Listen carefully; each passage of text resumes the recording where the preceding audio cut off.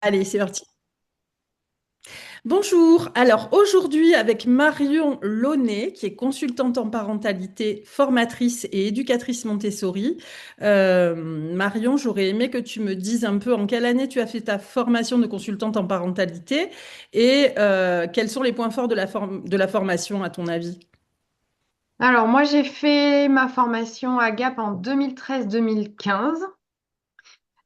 Et pour moi, j'ai trouvé que l'aventure était d'abord très personnelle. En tout cas, moi, j'y suis pas allée dans une optique professionnelle. J'y suis vraiment allée parce que chez moi, avec ma fille et mon beau-fils, c'était pas toujours évident. Et dans les ateliers que j'animais aussi avec les parents et les enfants, puisque j'animais des ateliers Montessori. Pour moi, ce qui a été vachement fort, c'est le côté hyper expérientiel, de plonger dans mon histoire, en fait. Dans mon histoire à moi en tant que personne et en tant qu'ancien enfant, mais aussi dans mon histoire de famille avec mes enfants à moi. Et ce que ça m'a amené, à ce moment-là, j'avais aussi repris le chemin de la thérapie parce que justement, c'était compliqué. Et en fait, moi, je rentrais dans des colères énormes. Le fait de devenir maman, ça m'a rallumé ce que j'appelle le volcan qui devait être éteint. Enfin, voilà. Et Mm. donc, j'entrais en éruption fréquemment. Et ce que ça m'a permis, c'est d'arriver à travailler dans le présent. Parce qu'en thérapie, on travaillait sur le passé et ce qui pouvait faire que ça me mettait dans des états, pareils aujourd'hui. Mais la formation, elle m'a permis de travailler sur aujourd'hui, sur, OK, concrètement, là, avec mes enfants, enfin, avec ma fille et mon beau-fils, et avec surtout mon bouillon intérieur, comment je peux essayer, qu'est-ce que je peux faire, en fait. Ouais.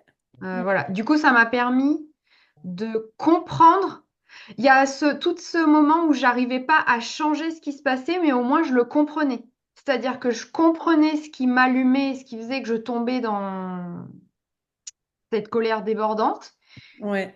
même si j'arrivais pas encore à le changer. Ben, après, petit à petit, j'y suis arrivée. Et puis, je comprenais aussi mieux ce qui se passait. Donc, moi, mais je comprenais aussi mieux ce qui se passait du côté des enfants et de mon compagnon aussi et de Christophe.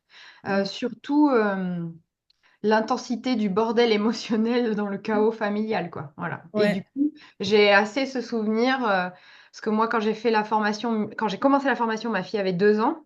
Ouais. Toi, mon beau-fils devait en avoir 9. Et en tout cas, j'ai souvenir d'écouter Mila faire une crise de décharge et vraiment d'apprendre ça, d'apprendre Ouais. à écouter ses pleurs, d'apprendre à écouter sa colère et de me voir me dire, ça va, c'est Mm. rien, elle est en colère, ça va Ouais. passer. Et du côté accompagnement parental, comment tu trouves que tu es entrée dans dans le sujet finalement? Alors, j'animais déjà des ateliers Montessori pour les enfants de 3 à 12 ans et surtout, j'animais des ateliers Montessori parents-enfants de la naissance à 3 ans. Oui. C'était surtout cet endroit-là dans lequel j'étais en difficulté parce que j'avais beau connaître l'outil pédagogique, le gérer assez bien. Ce qui Mm. me posait du fil à retordre, enfin, oui, me posait de la difficulté, c'était ce qui se jouait entre le parent et son enfant, en fait. Ouais. Et qui faisait que même si j'avais une activité intéressante à proposer, elle se passait pas forcément de manière Mm. comme je l'avais prévu. Donc ça m'a permis aussi d'avoir des clés de compréhension sur, OK, qu'est-ce qui se joue là entre les deux et qu'est-ce qui se passe qui fait que la partie apprentissage pédagogique, on peut pas y aller en fait parce qu'il y a autre chose qui prend de la place. Mm. Et du coup, ça m'a permis de me positionner différemment en me mettant, je pense, aussi à l'écoute du parent.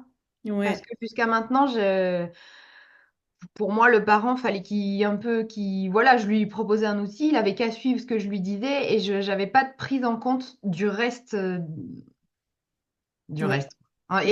Du coup, ce que j'appelle le reste, c'est tout ce qui se joue dans la relation entre lui et son enfant, quoi. Mm. Donc, ça m'a apporté des clés de compréhension là aussi et le fait de me positionner différemment. Ok, d'accord.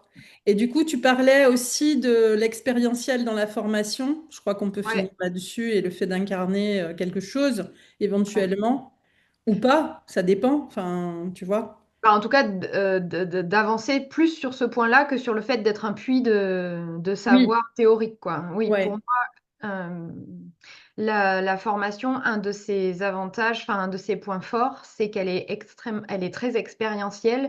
Du coup, parfois, ça perturbe notre côté bon élève, Mm. qui lui serait plutôt en mode engranger uniquement de la théorie, quoi. Ouais. Ce qu'on nous a appris. Et en fait, pour moi, c'est un point fort qu'elle soit à ce point expérientielle parce que finalement, elle, elle chemine, c'est comme ça que je l'ai formulé, elle chemine dans le terreau de la réalité de nos vies de famille, quoi. Et elle Oui, ne demande pas d'être un parent parfait pour pouvoir être une consultante en parentalité. Et surtout, elle nous envoie le message que être, il me semble, une bonne consultante en mm, parentalité, c'est ne surtout pas être un parent parfait et ne surtout pas essayer de l'être. carrément. Tu vois? Merci Marion.